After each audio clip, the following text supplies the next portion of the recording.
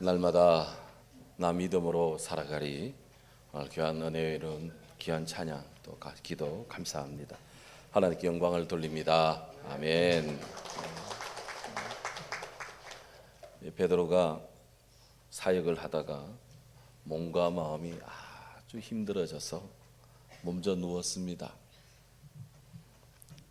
워낙 팔팔하던 분이 갑자기 몸져 누우니까 의사 선생님이 긴급히 왕진을 와서 진맥을 합니다. 그러다 처방이 삼계탕을 먹으면 낫겠습니다. 그러는 거였어요. 웬 삼계탕?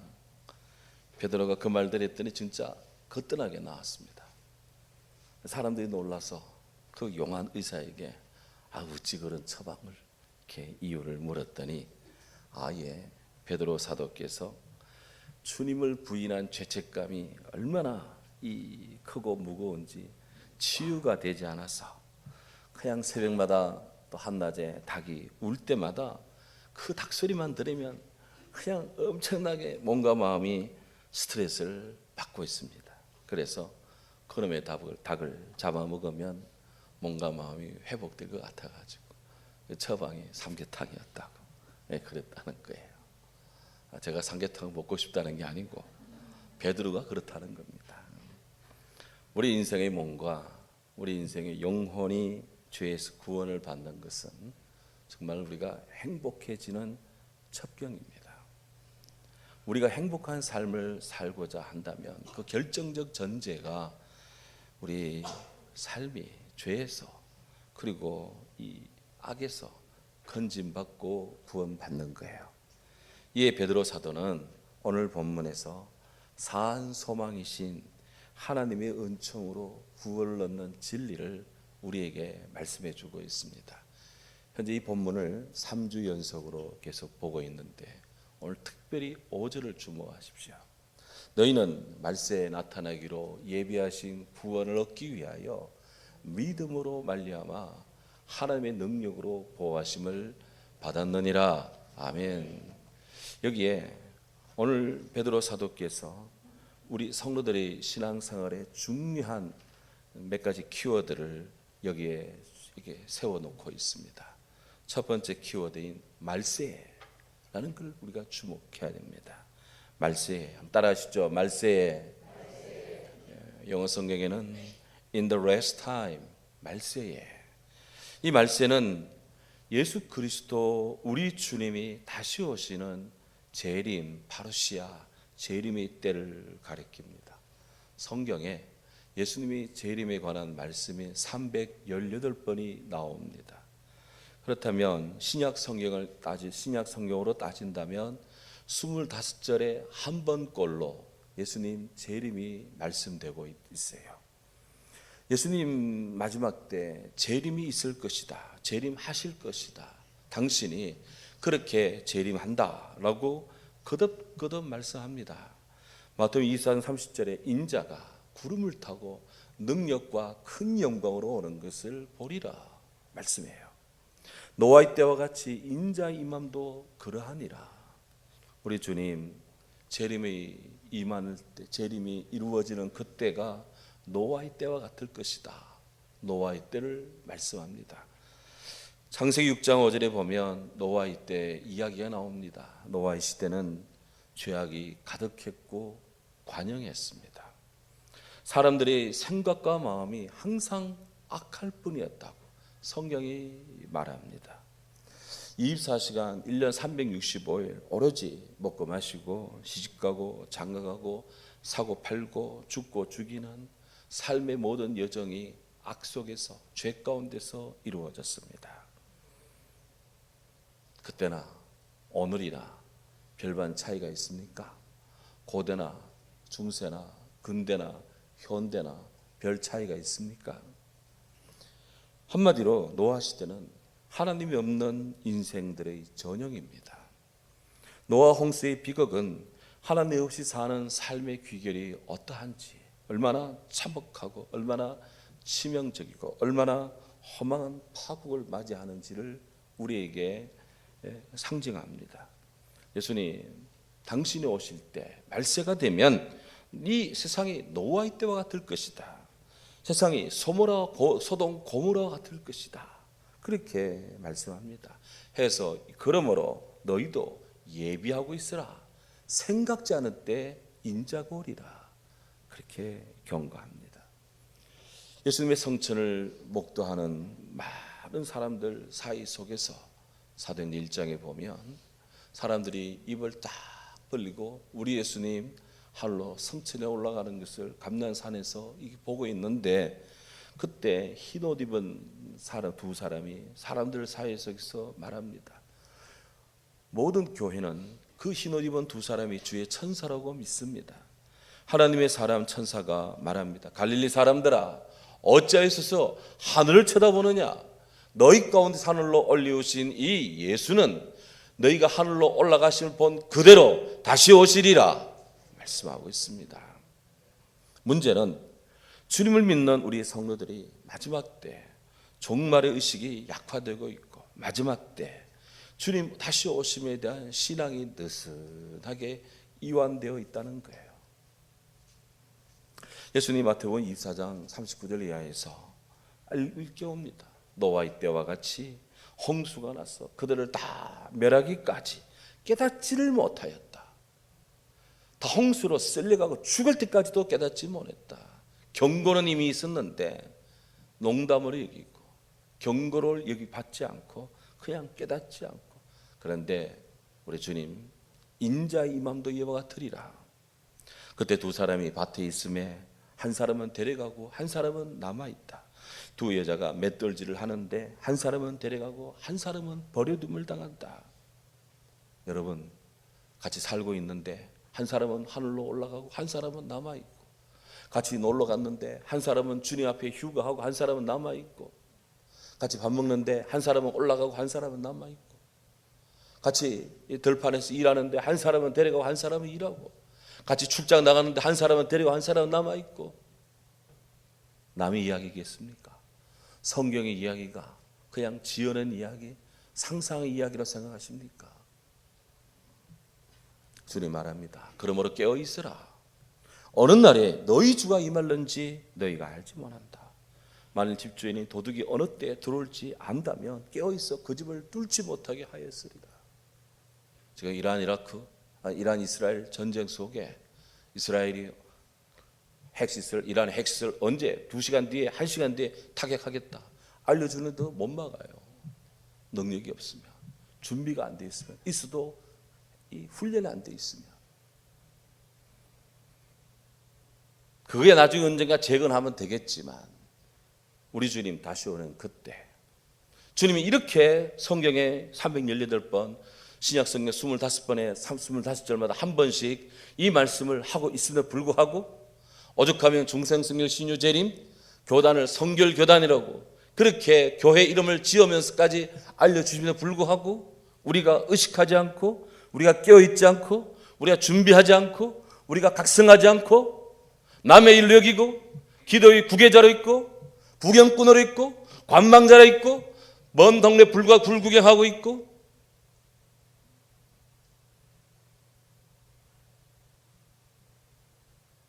그 모든 삭슨, 그 모든 보응은, 그 모든 결과는 다 우리가 진다는 겁니다. 그래 준비한 말, 주님 말합니다. 너희도 준비하고 있으라. 생각지 않을 때 인자가 오리라. 준비하고 있으라. 그렇다면 우리 주님께서 이 마지막 시대를 사는 우리 성도들에게 무엇을 준비하라고 할까? 원하시는 바가 뭘까? 하는 거예요. 예수님은 마태복음 24장에서 이어서 말씀합니다. 충성되고 지혜 있는 종이 되어, 충성되고 지혜 있는 종이 되어, The faithful and the wise servant. 충성되고 지혜 있는 종이 되어 주인에게 그 집 사람들을 맡아 때를 따라 양식을 나눠줄 자가 누구냐? 주인이 올 때 그 종이 충성되고 지혜 있는 모습을 보면 그 종이 복이 있으리라. 주님 마지막 시대 말세라고 의식을 하고 마지막 때라고 인식을 하고 마지막 때다 위급하다고 느끼는 이런 성도들에게 충성되고 지혜 있는 하나님의 청직이, 하나님의 종이 되기를 원하십니다. 충성되고 지혜 있는 사장 되기 원하지 않고, 충성되고 지혜 있는 CEO 되기 원하지 않고, 충성되고 지혜 있는 종이 되기를 원합니다. 주님은 종을 원하시지 지배자를 원치 않습니다. 고로 마지막 때일수록 더욱 충성된, 더욱 지혜로운 그런 우리가 종이, 주님의 종이, 사람의 종이 아니라 주님의 종이 되어야 될 줄로 믿습니다. 두 번째 키워드는 하나님의 보호하심을 입었다라고 오늘 말씀에 기록하는 점입니다. 보호하심을 입었나니, 헬라어 발음이 재미있어요. 푸르루메노스 이렇게 됩니다. 푸르루메노스. 이 보호하심을 입었다라는 말은 적의 공격으로부터 시민을 보호하기 위해 도시 안에 만든 요새를 뜻합니다. 하나님의 보호는 군사적 보호처럼 환난 날에 실제적이고 아주 치밀하고 세밀하게 보호하신다라는 개념이에요. 1967년 6월 5일부터 6월 10일 사이 소위 6.1 전쟁이 벌어졌습니다. 당시 이스라엘은 이집트, 요르단, 시리아 3면의 세국의 포의 공세를 받고 있었는데, 이를 돌파하고자 이스라엘이 선제 공격을 감행했습니다. 그리고 단 6일 만에 대승을 거두었습니다. 이스라엘은 이를 6.1 전쟁이라고 하고요, 아랍 사람들은 이를 6월 전쟁이라고 합니다. 그런데 이 6.1 전쟁 때 세계 전사에 유례없는 일이 벌어졌습니다. 이스라엘 군이 20명이 이집트 군인 3개 사단의 항복을 받은 거예요. 어째 이런 일이? 이집트 군대가 이스라엘 군을 향해서 전열을 딱 정비하고 대열을 갖추는데, 관측병이 볼 때 어마어마한 군대가 앞에 몰려오고 있습니다. 이집트 군이 볼 때 감당할 수가 없는 그런 이스라엘 군대가 막 진격을 해오고 있는 거 아니에요. 너무나도 강력한 이 진군 앞에 도저히 게임이 안 되겠다 생각을 한 이집트 군인들이 패닉 상태에 빠지면서 다 손들고 무장 해제하고 항복을 해 나왔습니다. 그런데 딱 정신 차리고 보니까 앞에 그들을 지금 딱 이렇게 그들을 딱 이렇게 제압을 하는 그 군대는 딱 이스라엘 보병 20명이었어. 이게 무슨 일인가 도대체? 어마어마한 군대가 왔는데 어떻게 앞에 20명밖에 없냐? 무슨 일이 있었겠습니까? 여호수아 23장 9절 10절의 말씀이 이때 이루어졌다는 거예요. 여호와께서 강대한 나라들을 너희 앞에서 쫓아내셨으므로 오늘까지 너희에게 맞선 자가 하나도 없으니라. 너희 중 한 사람이 1000명을 쫓으리니, 너희 중 한 명이 1000명을 쫓으리니, 이런 너희 하나님 여호와 그가 너에게 말씀하신 같이 너희를 위하여, 따라합시다, 너희를 위하여 싸우심이라. 하나님의 천군 천사가 나타났다는 거예요. 그래서 20명의 이 이스라엘 정찰병에 주의 천군이 임하니까 이집트 3개 사단이 놀라운 어마어마한 군대가 오는 줄 알고 아예 다 죽겠다 싶어서 손들고 항복했다는 거 아니에요. 기병 한 명이 1000명을 쓰러뜨리는 일기당천, 그 역사가 일어난 겁니다. 하나님의 천군이 이스라엘을 도왔다. 그래서 이스라엘 사람들은 6.1 전쟁의 승리가 그들의 승리가 아니라 하나님께서 보호하신 역사라고 그들은 믿고 있습니다. 우리 하나님 아버지는 주의 성도들을 안전하게 보호하는 은혜를 베푸신다. 신명기 32장 10절 12절에서 모세께서 이렇게 증가하십니다. 여호와께서 그를 황무지에서, 짐승이 부르짖는 황무지 광야에서 만나주시고 호의해 주시고 보호해 주시며, 아멘, 자기 눈동자같이 지키셨도다. 아멘. 마치 독수리가 자기 보금자리를 어지럽히며 자기 새끼 위에 너풀너풀거리며 그의 날개를 펴서 새끼를 받으며 그의 날개 위에 그 새끼를 엎는 것 같이 여호와께서 홀로 이스라엘을 인도하셨고 여호와께서 그와 함께 하는데 다른 신이 없었도다. 와, 하나님이 보호입니다. 오늘 우리는 신약시대의 영적 이스라엘로 우리 주님의 이런 보호하심 성령의 보호하심, 말씀의 보호하심, 주의 은혜의 보호하심을 믿어 의심치 않고 아멘 하여 하나님 앞에 영광을 돌리도록 합시다. 아멘. 세 번째 키워드는 하나님 우리를 구원하신다. 오늘 말씀에 하나님 우리를 구원하신다. 그렇습니다. 암탉이 병아리야 돼. 병아리 품듯이 주의 백성이 독수리 새끼 연단시키듯이 주의 성도를 연단합니다. 다윗은 하나님을 방패와 병기 되신 하나님이라고 고백하며 하나님의 보호와 승리, 하나님의 구원을 노래합니다. 여호와여, 나와 다투는 자와 싸우시고 나와 다투는 자와 다투시고 나와 싸우는 자와 싸우소서. 방패와 손방패를 잡으시고 나를 도와주옵소서. 창을 빼사 나를 쫓는 자의 길을 막아주시고 또 내 영혼에게 나는 내 구원이라 말씀해 주옵소서. 내 생명을 찾는 자들이 부끄러워 수치를 당하게 해 주십시오.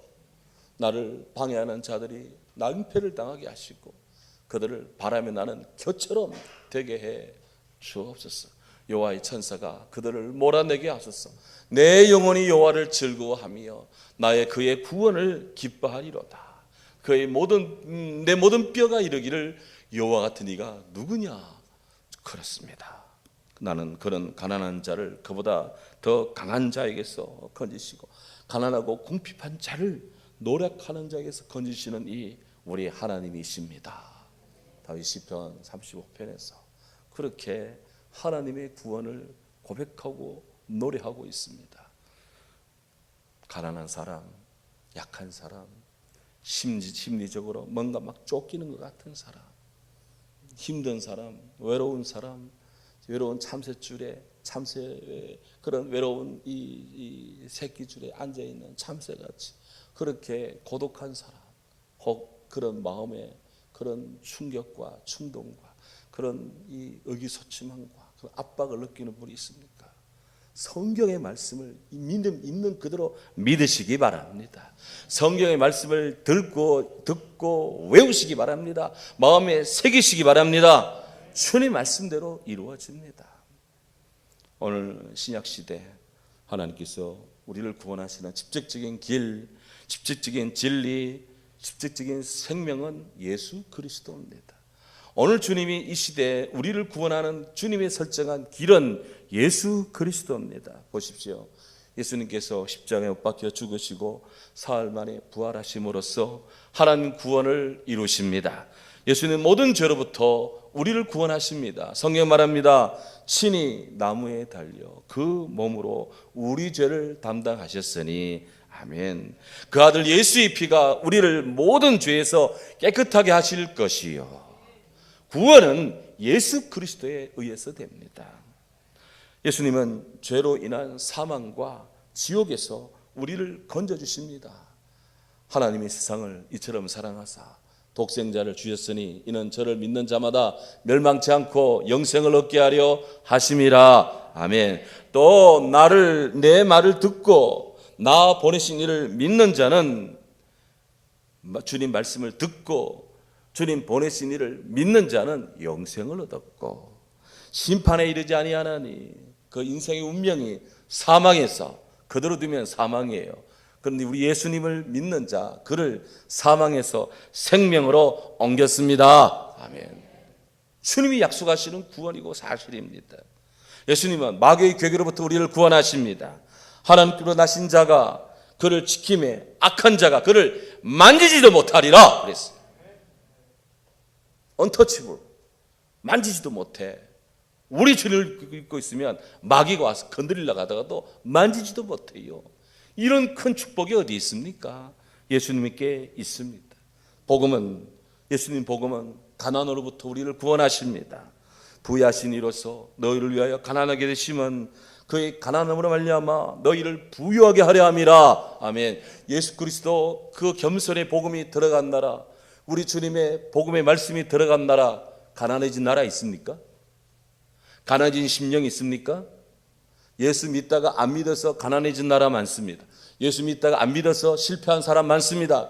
하지만 예수 믿다가 가난해진 사람 없어요. 제가 알기로 없습니다. 우리 주님은 축복입니다. 복음은 은혜입니다. 대한민국이 자유민주주의, 복음이 융성할 때 나라가 융성해지는 것입니다. 이거는 성경의 법칙이고 세계적인 진리입니다. 그 교회가 잘 되어야 되는 거예요. 성도의 믿음 생활을 잘 해야 되는 겁니다. 예수님은 질병으로부터 우리를 구원하십니다. 우리의 낙한 것을 친히 담당하시고 병을 짊으셨도다. 그가 채찍에 맞음으로 우리가 나음을 입었도다. 이 땅의 모든 병원 마크가 다 십자가 마크입니다. 우리 주님이 질병을 건지시고 간 것 대신 지시고 낫게 해주는 거예요.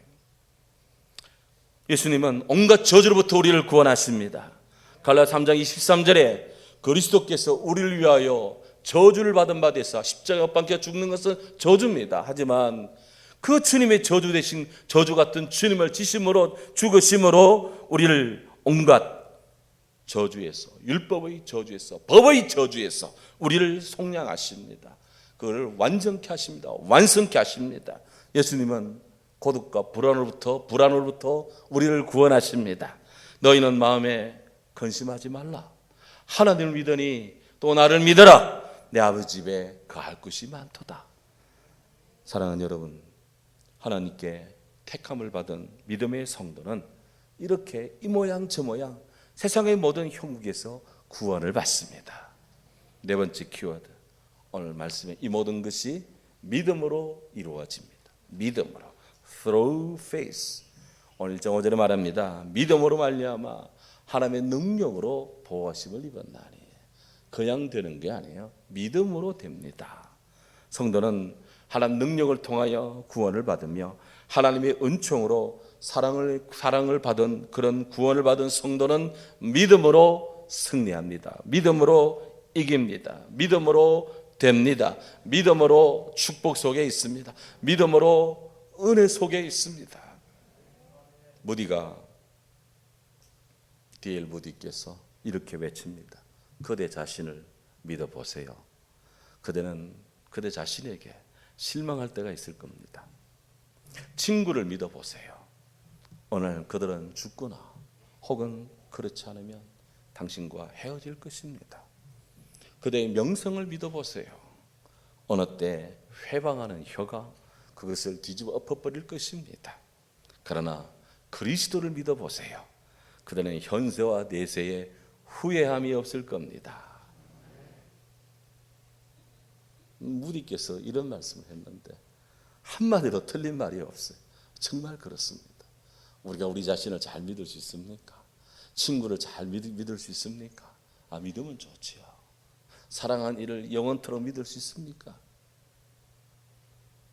내가 쌓은 모든 것들의 명성과 그 위엄을 다 믿을 수 있습니까? 영원할까요? 성도는 믿음의 사람입니다. 성도는 철저히 믿으며 사는 사람입니다. 성도는 창조주 하나님 아버지를 나의 하나님 아버지로 믿으며 삽니다. 성도는 하나님이 계시며 동시에 하나님께서 자기를 찾는 자들에게 좋은 상을 주시는 것을 하나님의 은혜를 믿으며 삽니다. 성도는 독생자 예수 그리스도 아낌없이 내어주신 하나님의 길을 믿으며 삽니다. 내가 만일 내 입으로 예수를 주라 시인하며 또 하나님께서 그를 죽은 자 가운데 살리신 것을 내 마음에 믿으면 구원을 받으리라. 주님 우리에게 요구하는 것은 믿음을 요구합니다. 주는 우리에게 돈 가져와라, 주는 우리에게 뭐 가져와라, 뭐 하라, 믿음을 요구합니다. 믿음, 그렇습니다. 성도는 우리 주 예수님의 십자가 죽으심과 부활이 바로 나 같은 죄인을 살리기 위한 하나님의 사랑임을 믿으며 감사합니다. 루터는 최고의 선은 하나님을 믿는 것이다 말씀하며 말했습니다. 믿음이란 과감히 하나님의 은혜를 믿는 것입니다. 우리는 받을 자격이 안 되는데, 받을 능력도 안 되고, 받을 윤리도 도덕도 없는데 하나님의 은혜를 믿습니다. 이를 위해 목숨이 수천 개라도 주지 않고 주님을 위해 드리겠습니다 라고 하는 신앙의 각오다. 열심이다. 그렇습니다. 우리가 어떻게 예수님을 믿어야 될까요? 예수님을 부분적으로 믿지 맙시다. 예수님을 조각내어 믿지 마세요. 우리는 전적으로, 통전적으로, 전체적으로, 완전하게 주님을 인격적으로 온전히 믿어야 됩니다. 창세기 1장 1절부터 요한계시록 22장 끝절까지 다 믿어지도록 기도하시기 바랍니다. 우리 주님께서 물으십니다. 너희 믿음이 어디 있느냐? 우리 주님이 축복하십니다. 딸아, 내 믿음이 너를 구원하였으니 평안히 가라. 우리 주님이 요구하십니다. 두려워하지 말라. 믿기만 하라. 그러면 딸이 구원을 받으리라. 아멘. 믿음 외에 천국 갈 것이 없습니다. 사랑하는 여러분, 사한 소망의 하나님을 굳게 믿읍시다. 말세에 나타나기로 예비하신 구원을 얻기 위하여 믿음으로 말미암아 하나님 능력의 보호하심에 감사하며 주의 믿음으로 승리하시기를 주의 이름으로 축원합니다. 귀하고 높으시며 위대하신 믿음의 주요